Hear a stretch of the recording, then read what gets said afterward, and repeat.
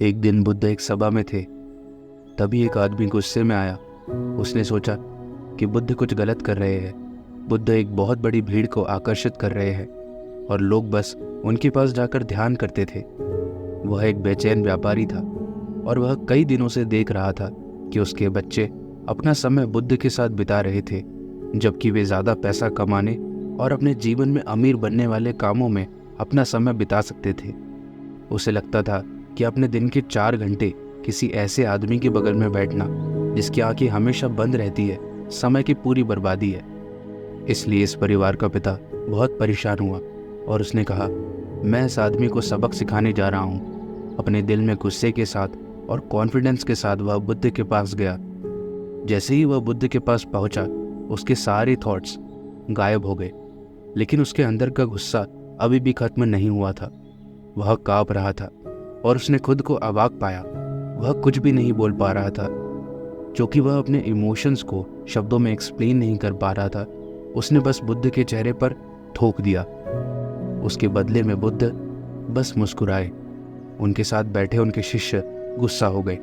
वे उसके पास जाकर उसे डांटना चाहते थे, लेकिन बुद्ध के सामने बैठे होने के कारण वो ऐसा नहीं कर पाए।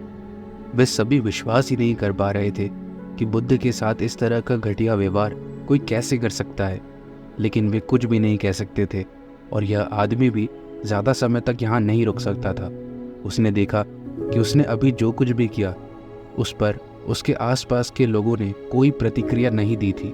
किसी ने उसे कुछ नहीं कहा था और बुद्ध ने बदले में केवल मुस्कुराया था। कुछ मिनट बाद उसने सोचा, अगर मैं ज़्यादा समय तक यहाँ रुका तो मैं फट जाऊँगा। इसलिए वह वहाँ से चला गया।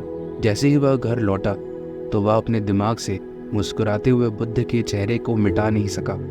बार बार उसके सामने बुद्ध का हंसता हुआ चेहरा सामने आ रहा था।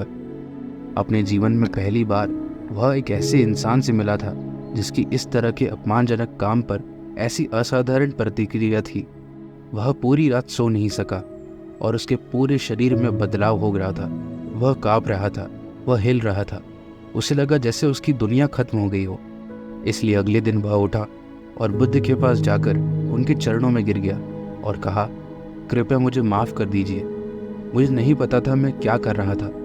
इस पर बुद्ध ने उत्तर दिया, मैं तुम्हें माफ़ नहीं कर सकता। बुद्ध के शिष्य सहित सभी लोग इस प्रतिक्रिया से हैरान थे। अपने पूरे जीवन में बुद्ध बहुत दयालु रहे थे। उन्होंने अपने आश्रम में सभी को स्वीकार किया था, चाहे उनका अतीत कैसा भी रहा हो, और अब वो इस व्यापारी से कह रहे थे कि वह उसको माफ़ नहीं कर सकते। बुद्ध ने चारों ओर देखा और पाया कि सभी लोग सदमे की स्थिति में हैं। इसलिए उन्होंने समझाया, मैं तुम्हें क्यों माफ़ करूं जब तुमने कुछ भी नहीं किया है। तुमने ऐसा क्या गलत किया है कि मैं तुम्हें माफ़ करूं। इस पर व्यापारी ने कहा, कल मैं सभा में आया था और अपने गुस्से में मैंने आपके चेहरे पर थूक दिया था। मैं वही व्यक्ति हूँ, वो मैं ही था। बुद्ध ने कहा, वो व्यक्ति अब यहाँ नहीं है। अगर मैं कभी उस व्यक्ति से मिलूंगा जिस पर तुमने थूका था तो मैं उससे कहूँगा कि वह तुम्हें माफ़ कर दे।